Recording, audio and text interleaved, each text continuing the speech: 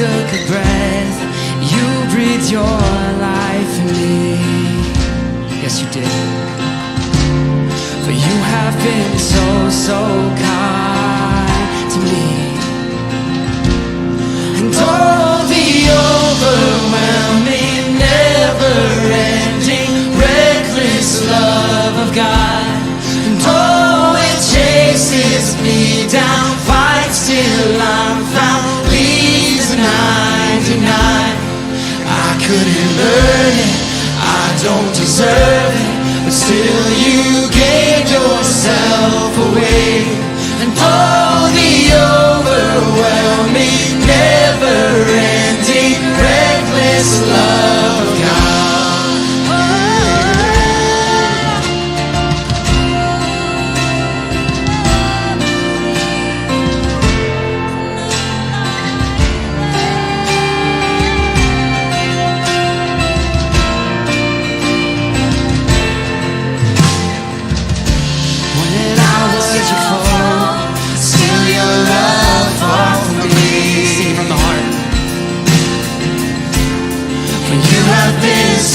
So good to me. When I felt no worth, you paid it all for me. For you have been so, so kind to me.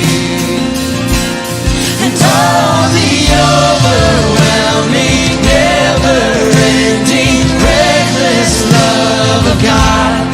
And oh, it chases me down, fights till I'm found, leaves 99. I couldn't earn it, I don't deserve it, but still you gave yourself away. Oh, the overwhelming, never-ending, reckless love of God.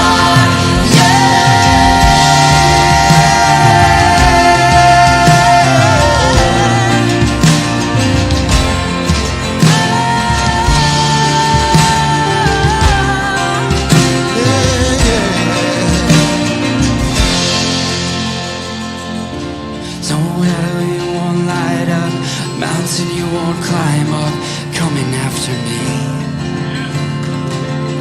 There's no shadow you won't light up, mountain you won't climb up, coming after me. There's no shadow you won't light up, mountain you won't climb up, coming after me. That's right. There's no wall you won't kick down, lie you won't tear down, coming after me. No shadow you won't light up, mountain you won't climb up, coming after me. There's no wall you won't kick down, lie you won't tear down, coming after me. There's no shadow you won't light up, mountain you won't climb up, coming after me. There's no wall you won't kick down, lie you won't tear down, coming after me. Oh, the overwhelming, never-ending, reckless love of God. And oh, it chases me down, fights till you're found, leaves 99. I couldn't earn it, I don't deserve it, still you gave yourself away. Oh, the overwhelming, never-ending, reckless love of God.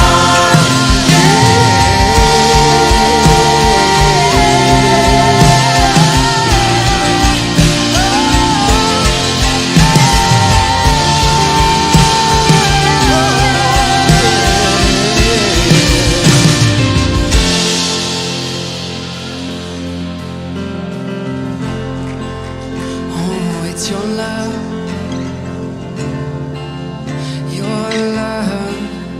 it's overwhelming, and it's perfect, and it's worth it. Oh, your love, love is perfect. Your love is worth it. Every moment with you, yeah. Your love is perfect. Your love is worth it. All you've done and will do. Sing it with me. Your love is perfect. Your love is worth it. Every moment with you, my King. Your love is perfect. Your love is worth it. All you've done and will do. Come on. Your love is perfect. Your love is worth it. Every moment with you, yeah. Your love is perfect. Your love is worth it. All you've done and will do. One more time. Your love is perfect. Your love is worth it. Every moment with you, yeah. Your love is perfect. Your love is worth it. Everything that you do. Holy, overwhelming, never-ending, perfect love of God. And oh, it chases me down, fights till I'm found, leaves the 99. I couldn't learn it, I don't deserve it, till you gave yourself away. Holy, overwhelming, never-ending, perfect love of God.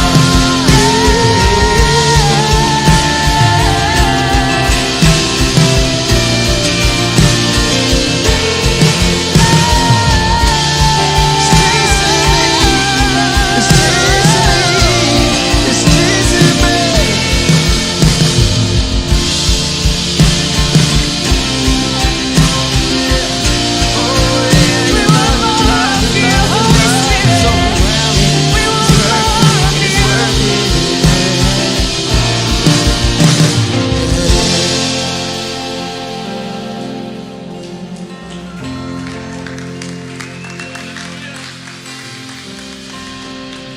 Thank you, Jesus.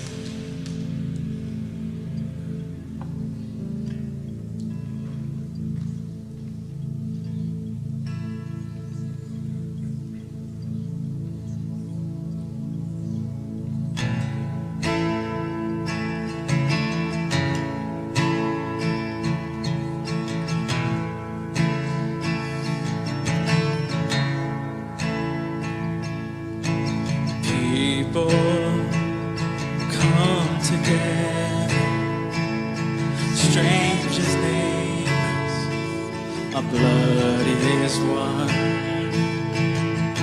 Children of generations, of every nation, of kingdom come.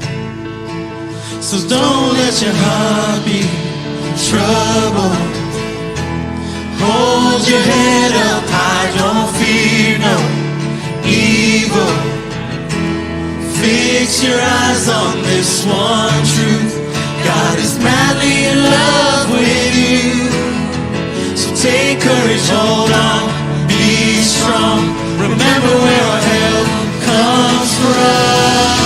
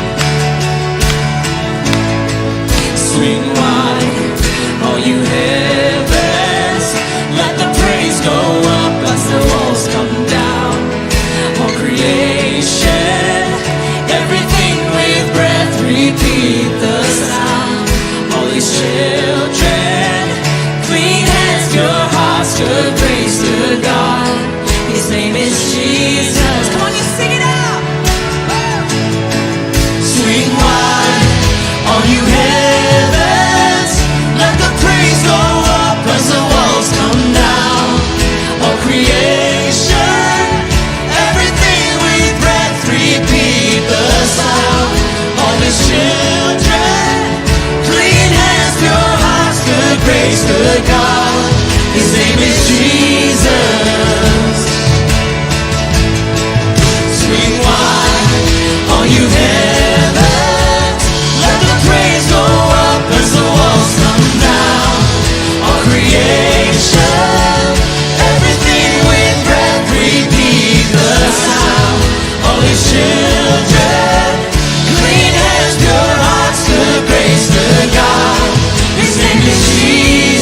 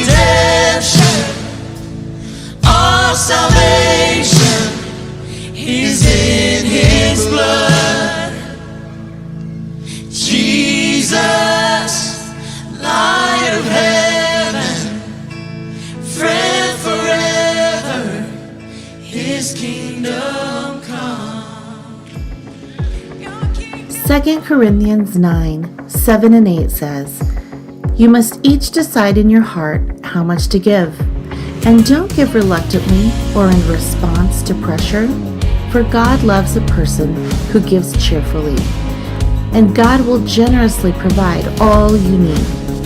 Then you will always have everything you need and plenty left over to share with others. Your generosity allows Newsoul Ribera to produce and broadcast services to people in need of hope. And your giving helps provide a way to keep meeting together online during the COVID-19 crisis. You are also helping to provide food and other essentials for people in the valley. We have 2 quick and easy ways for you to give. By mail, Newsoul Church Ribera, 7311 Glen Rio Road Northwest, Albuquerque, New Mexico, 87121. Or you can give online, newsoulribera.com. That's newsoulribera.com. I'm Newsoul Ribera. It is wonderful to be with you again today. We're in for a special treat.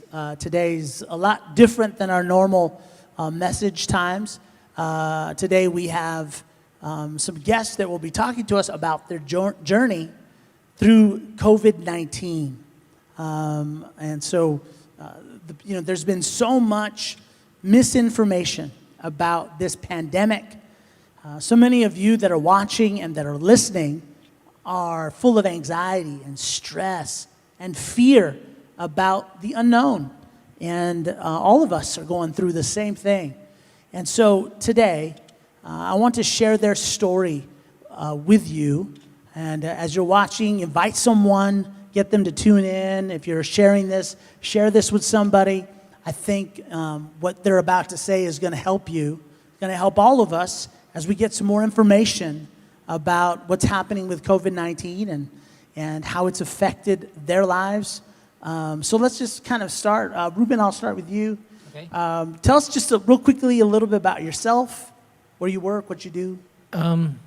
Well, I'm new to New Mexico. Got here in March of 2016. I met, who's now my wife, met in October of 16. And we got married last year in March. And as they say, the rest is history. Good. And you work at the Veterans Administration? I do. Okay. So that's where you're at. You work in is that the hospital? I work in the hospital, in the main hospital. Actually, my office is outside of the main hospital, but I'm a safety specialist there in the hospital. And Michelle is my beautiful cousin. So this is family. Michelle is my dad and her mom are brother and sister. That's right. Michelle, tell us a little bit about you and what you do. Well, my name is Michelle, as Stevie said, and I'm an accountant. I work for a utility company here. I've been with them for over 14 years. 3 kids, 2 grandkids, married. Good life. Good luck. So let's just kind of start on why did you guys get tested? How did that even happen? So back in June, the middle part, second week of June, I believe it was. I want to say it was on the 10th of June. And so I was at work. I had this cough, and I had a headache that just wouldn't go away. And later on, I asked one of my coworkers who had a thermometer that we'd been checking our temperatures early on when COVID started, and we kind of backed off of it. I asked him if he had the thermometer still in his office, and he says, yeah. So I checked my temperature. I was running 100-degree temperature. And it kind of worried me, so I messaged my boss, who didn't reply. I emailed my boss and still didn't reply. So I sat in my office for about 45 minutes before I got a message back. And he says, well, what are my symptoms? And I told him. It was just the cough? No, it was a cough, it was a headache, and it was cough, headache, and a fever. And so you knew you had a fever? I knew I had a fever. Okay. I actually took my temperature, and I knew I had a fever. And I asked him, I think I should go home, and we need to figure out what's going on with me. And so we have an office called Employee Health.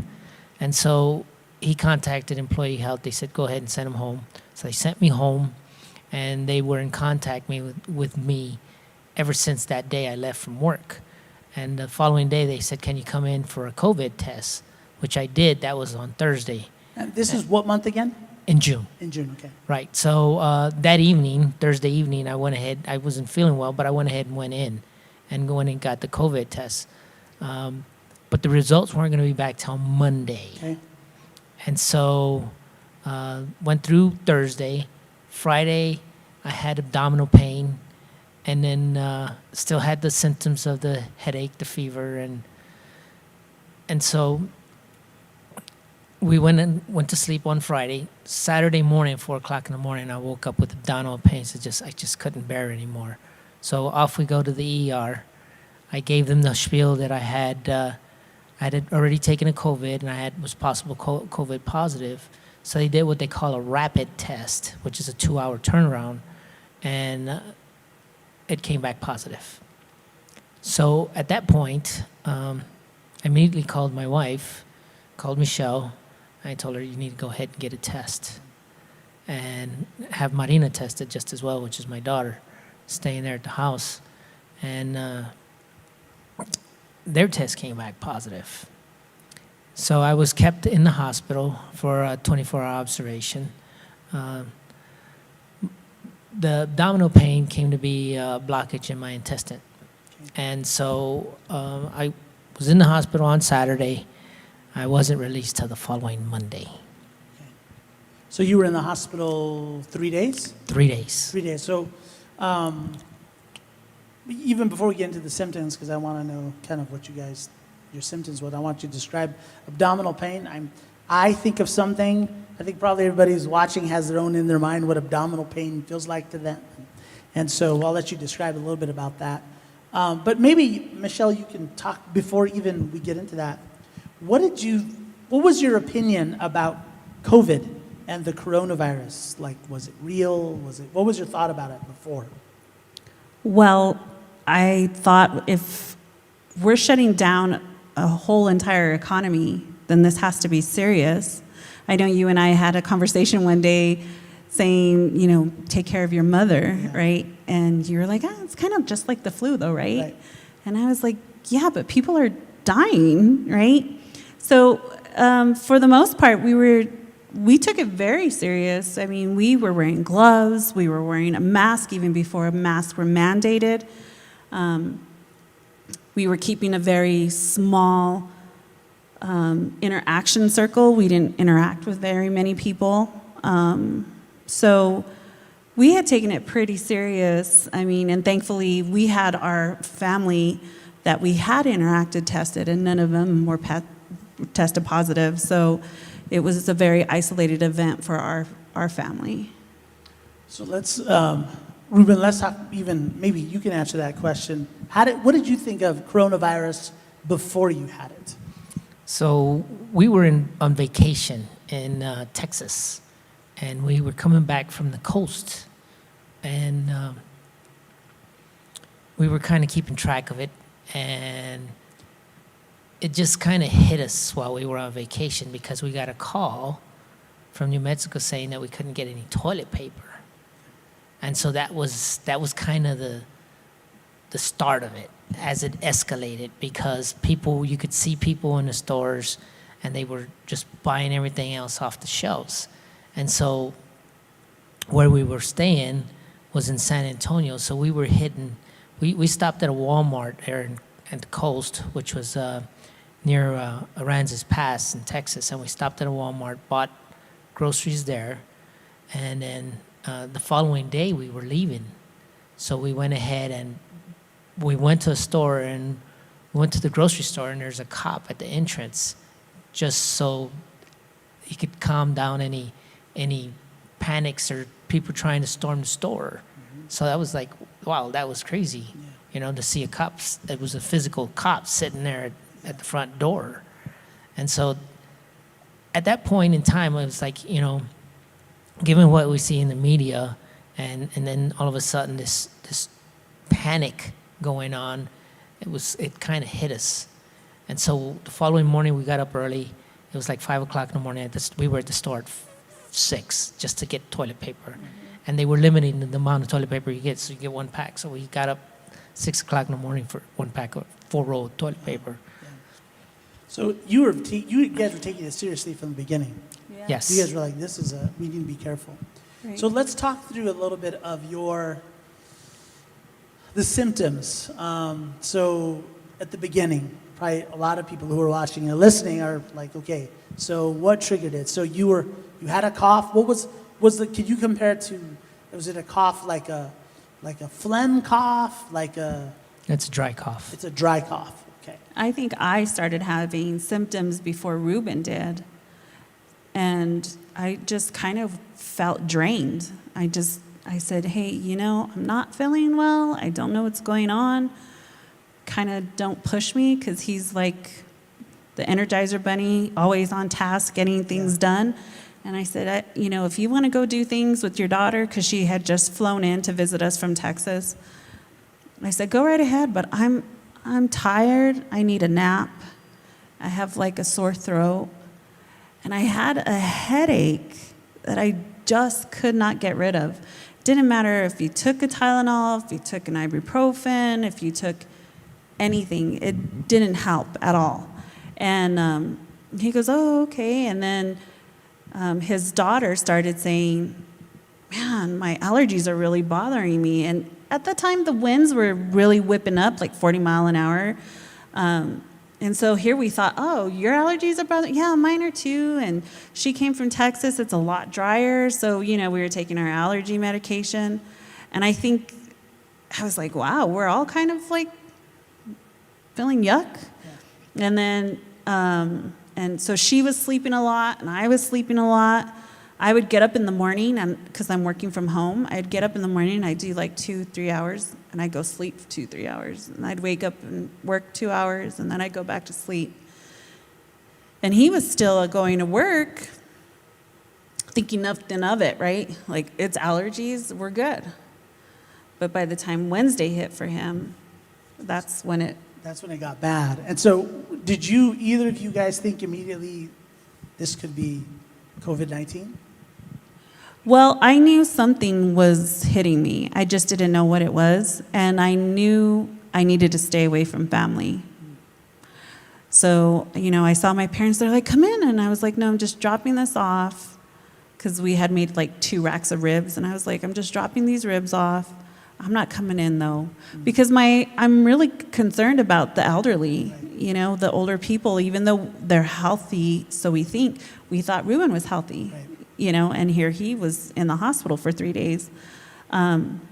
So there was kind of that thought in the back of your head, but you just couldn't say, I have COVID, right? Well, and what I've heard about this is with this, and it's one of the reasons why, as you're watching and those of you who are listening, we're talking about this, is that it's not really real until it happens to you. It now becomes personal to you. So let's talk a little bit about your symptoms some more, Ruben. So you're at work. You checked your temperature. What was your temperature at work? 100 degrees. 100? Yes. 100 degrees. So you're about 1.5 degrees higher than normal. Right. You have the same headache as her? Yes. The dry cough? Yes. Drained? Not so much. Okay. But you felt like because of the fever, you probably needed to tell. I needed to go home. Okay. Only because I'm very adamant about if somebody's sick Yeah. at work, they Right. shouldn't be at work, because you could potentially expose everybody else to whatever you have. And you're like the safety protocol Right, person. That's right, your job. exactly. Yeah. Okay, so tell us about, so you went home, and did the symptoms worsen over time? Yes, They got worse. they did get worse. So is it a pounding headache? Does it feel like a sinus headache? What does it feel like? So and I've read articles where people think it's allergies, and that's what it feels like, you know, because allergies, you get your sinuses, and it drives a headache that just Right. won't go away. And so I was thinking the same thing, except for my abdominal pain, where it was just centrally located. I think it was in my upper left area. And so we did Thought the it was the gallbladder. yeah, That's what we thought. Yeah, we thought it was a gallbladder. And when I went to the ER, I told the doc my symptoms, and she asked me, she says, well, what do you think it is? I said, I think it's my gallbladder. And she says, I think you're right. So the But- doctor thought you might be right with Right, the but gallbladder. we still needed a CAT scan to determine that. And so, long story short, my intestine was blocked. Did they say that, did COVID-19 trigger that for you? They did. They did. They told him that it attacks in ways that we don't think of, right?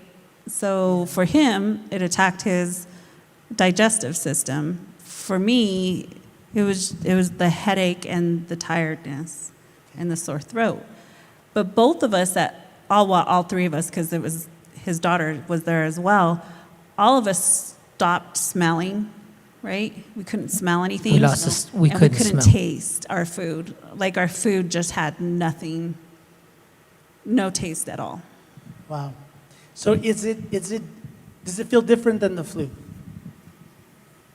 Well, I think with the normal influenza flu that we think of, I think of body aches, which I didn't have body aches. I think it affects everybody differently. Differently. Okay. Yes. Okay, so let's talk a little bit about, so you go in and you get tested, and then, did you get tested right away, Michelle? I did. I went to UNM. And when you first found out that it was positive, what was your initial reaction? So here's the response I got from the doctor at UNM. And she says, I just want to confirm your husband's in the hospital. Yes. Okay. And you and your daughter came in and got tested. Yes. And her name was Marina. Yeah. Yes. She said, you're both positive, and I'm really sorry this has happened to you. My thoughts are with you. Good luck. And if you need our services, any emergency services, you're welcome to come back at any time. But basically what happens is the healthcare system feels like you need to fight it. And unless you can't breathe or there's something other that's causing emergency medicine to intervene, your body has to fight. And so they sent you home. Oh, yeah. I mean, they sent us home right after the test. We never got to Did stay. they recommend any other course of treatment for you? Water, Tamiflu, anything like that? Stock up on your fluids, or like fluids, and Tylenol. That's the only thing they suggest. Did they give you a time frame of how long you can expect the symptoms to last? They send you home with a pamphlet of information, and they say about 10 days, 10 to 14 days. It's like a 2-week. 2 week. Mm-hmm. And so, Ruben, when you go in, what gets you admitted to the hospital is the intense abdominal pain. That's correct. And so just walk us through that experience. You're in on Saturday, and then walk us through the process. So I'm there Saturday with the abdominal pain. They explained to me that I have a blockage in my intestine. Of course, that I'm COVID positive, because that's when I came back out of my CAT scan is when they gave me the news, and of course I called home. At that point, I was kind of relieved, because I was like, okay, finally we have it, and we can move on from this point forward, because it was always the stigma, somebody coughed or sneezed, and you're like, oh, Yeah. So you got scared. And so after knowing that I had COVID, I was kind of relieved, in the sense that I was beyond that already. Mm-hmm. But it did attack your lungs too. You were on oxygen. Right, so moving forward, they admitted me, I was in the hospital, and little did I know that my oxygen level was dropping. So they put me on oxygen, and I was on oxygen for 3 days. And so I was in isolation for 3 days. If you can think about being in one room with negative air pressure, so negative air pressure is air is getting sucked out of the room, so all the cold airs are going on the other side of the wall. And so was really warm in there. And so the beds are lined with vinyl and one sheet, and I was burning up. I already had a fever. And so the only time I saw anybody was when the nurse came in to give me Tylenol. So how did they get rid of the blockage?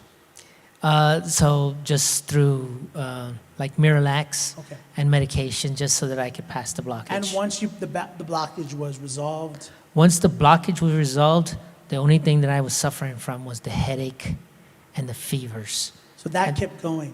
That did For both keep of you going. guys? Yes. I never had a fever. Okay.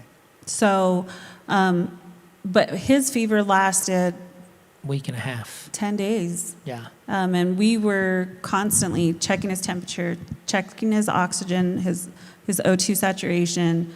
And it was fluids, vitamins, Tylenol. Fluids, vitamins, Tylenol. When did you guys start feeling better?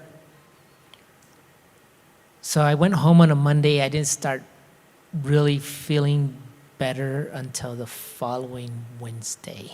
So it was just pretty much the symptoms just continued Right, nonstop. nonstop. Were you able to sleep? Yes. Were you still hungry? Did you eat? And that was something else. And my appetite was, I didn't really want to eat when I was in the hospital. For one, it's just hospital food, and I Yeah. didn't really care for it. And once I got home, I still wasn't eating as much as I should have, but I just didn't have the eagerness to eat. The hunger just wasn't there. Yeah. And nothing tasted good. So you Nothing kind of like, tasted So basically, you just felt kind of cruddy for the next. well, cruddy in the sense that I had never felt like that before. And the only thing I could kind of relate it to was, and the women might be, when you're pregnant in the beginning and you're just tired, Okay. it's kind of multiplied by like 10 on that. You're just tired. Just really tired. Like You can't get enough sleep. You can't. You want to, but you're just really, really tired. So, what would you say to people who are watching? And I'll start with you, Michelle, first. What would you say to people who are watching? What would you want them to know about coronavirus or COVID-19? Well, the first thing I'd want you to know is that there's more people recovering than there are passing away. And we're here today just as a testament of that. The other thing is, all the symptoms vary a little bit. You know, his daughter, she had a little bit of a headache and some congestion. But she bounced pretty quickly. She bounced back. Couple of days, she was done. Yeah. And so for me, it was the lingering headache and the tiredness. But I never had a fever. She never had a fever. But I know for me, something inside of me said, get up, stop sleeping. Even though you don't want to, get up and do something. And even with Reuben, I started to tell him, you need to get up. Because I didn't want his lungs to get real lazy. He was already on oxygen. And at one point, he woke up in the middle of the night gasping for air. And that's when I told him, you need to get up. You need to walk around. And so I think mentally, we had to encourage each other to not just lay down, because if we did, we felt like it was just going to keep getting worse. And either of you have any pre-existing conditions? None. None, okay. And Reuben, what would you say to people watching or listening about COVID-19? I would just say that don't give in to the pandemonia that we see on the media. I think the media drives their numbers based on what you see on TV, and it instills fear in folks.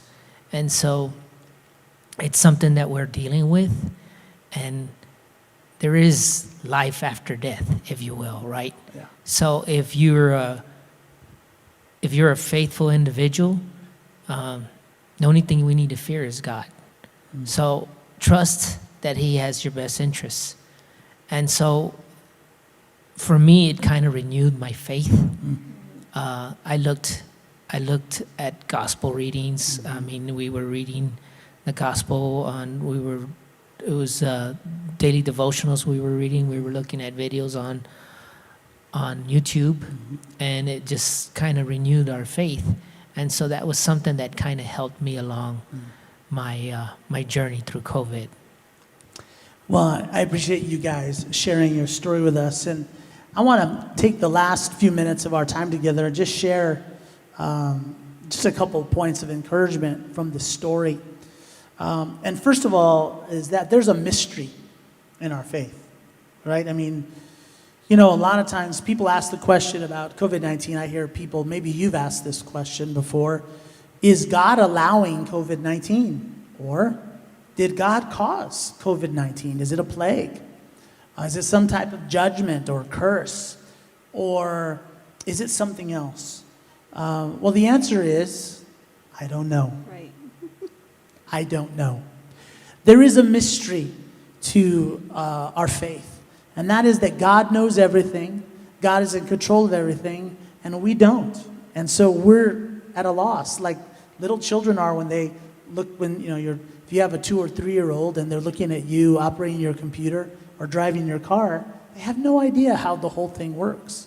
So there is a mystery to things. Second, some of you are asking a lot of questions about, well, if I'm a person of faith, wouldn't God prevent me from getting this illness? I mean, faith isn't like in a magic bubble or glove to keep me from getting the illness? And the answer is no. Faith is not a magic bubble to keep us protected. God's in control, and I think all of this revolves around certainty. We all want certainty. And probably when you guys got the entire time, I imagine for you, was so uncertain. What was going to happen next? Every moment must have seemed like a whole year. Every day must seem like a year. Like, is this going to get worse? Am I going to die? What's going to happen to me? Well, as you're watching right now and you're listening, there is no certainty. There is no certainty. And it bothers us, doesn't it, when we don't have certainty? Sometimes I think some of you may be watching and feeling like, well, I'm angry at life and angry at God because there's supposed to be certainty. It's almost like we feel like it's our American right, that we should know what's going to happen tomorrow. But we don't. None of us knows what's going to happen tomorrow. So the idea of certainty is a myth. It doesn't really exist. What does God want with COVID-19? God wants it to matter. And you were talking, Ruben, about the fact that your faith was renewed in the process. What we have is illustrations from Jesus himself. When he was around people who were sick, they asked Jesus one time, who sinned, this man or his parents? Like, why is he, right? Because we always want to know why. What did I do? Did I miss Bible study that day? Man, I should have gone to church more. Like, what happened, right? Well, Jesus said neither of them sinned. He said this thing happened so that God would get glory. He would get attention. People would begin to look to God. So right now in your life, as you're watching, whatever you're going through, whether you have COVID or your family member does, we don't know what's going to happen with the spread of this disease. Thousands are we're getting many more positive tests. So, eventually, if you just look at the numbers, there's a really good chance somebody close to us is going to be impacted by this. What we know is that regardless of whether, we don't have to know all the answers to the questions. We know that God can make something good come out of it. We know that Jesus is the same yesterday, today, and forever. And because he is our certainty. Jesus himself walked through the greatest uncertainty that there is. He walked through death itself. He walked through the ocean of death, which, man, that's what we all, as we look at the end of our lives and dealing with the uncertainty, what's on the other side? We don't know. Well, Jesus walked through death. He got to the other side, and he came out of the other side, and he rose from the dead. So I don't know what you're leaning on. As you're watching this, as you're listening to this, maybe the question, if you're not a follower of Jesus, maybe you used to have a relationship with God, maybe you've got hurt from the church or something happened and you're just far away from God. And the question I want to challenge you with as we close is, what are you trusting in? Pain will come for us all. Uncertainty comes for us all, whether it's our job or our kids or our health. Uncertainty comes for us all. And when it does, what will you depend on? Will you depend on yourself, on your own understanding for you to figure it out? Will you depend on the government, a politician, another human being? What will you depend on when your day comes? I want to encourage you to depend on Jesus. Jesus can be trusted. Jesus doesn't change. Jesus will never leave you. Jesus will never forsake you. Their story, like Michelle said, is unique to them. There's been other people who have COVID who had a far different outcome and experience. But what we know for sure is that regardless of what happens, when you put your trust in Jesus, when you reach out to take his hand, he is certainty personified. And he will lead you into your future, regardless of what that looks like. If you are a person who's already a Jesus follower, I want to challenge you with the words of Job, who went through a difficult time and asked the question, why? What happened? Job said at the end, when he was looking back, he talked to God and he said, I had only heard about you before, but now I have seen you with my own eyes. If you're a person of faith, if you're a follower of Jesus, are you trusting in Jesus, or are you trusting on what you heard about Jesus? You can trust in him with your whole life. He's real. He's alive. Put all of your trust in Jesus. Give him your life. Follow him into the future. He'll be with you wherever you go. I want to give, as we close, a special shout out to medical professionals. I'm sure that as you were in the hospital, Ruben, there's people there every day who are laying their lives on the line for strangers. Yes, absolutely. And, sometimes we think as people of faith that we need to pray more, just do lots of praying. But aren't we glad that doctors and nurses don't just pray? Aren't we glad that they actually do their jobs and help people? So if you're a medical professional, we just want to tell you thank you. We're so glad that you're out there. God is working through you to bring healing and help and hope to people around you. If you have somebody around you that works in the medical profession, give them a shout out, maybe give them a gift card, something. Let them know how much you appreciate them, because they're working through all of this, making a huge difference in the lives of people. And they're actually the hands and feet of God, of mercy and grace for a lot of sick people. So Ruben and Michelle, I just want to thank you again for sharing a little bit of your story with us today. We're glad that you're here and you're healthy, clean bill of health. No after effects? A little bit. Just kind of like a fog, like thoughts process, and tired. We still find ourselves like, okay, we've had a long day already, and we go to bed super early or take naps, but I think, I'm hoping that goes away. You doing better? I am doing better. I'm doing better in many ways, actually. I did have some fear going back to work, how I was going to be treated because I had COVID, Yeah. right? There are certain individuals that, oh, you had COVID, Yeah. they step away, right? And then there's others that are glad to see you and welcome you with open hands. And they're like, wow, glad to see you're back. So that opened my eyes a lot, you know? And so I did want to say one thing. We as humans, we want to be in control, right? And we are not in control. So if you can just kind of wrap your head around that and look to Jesus. That's right. For the answers. That's right. And open your heart and your mind to that, it'll make you a better person, and it makes life a lot easier. Thank you both for sharing.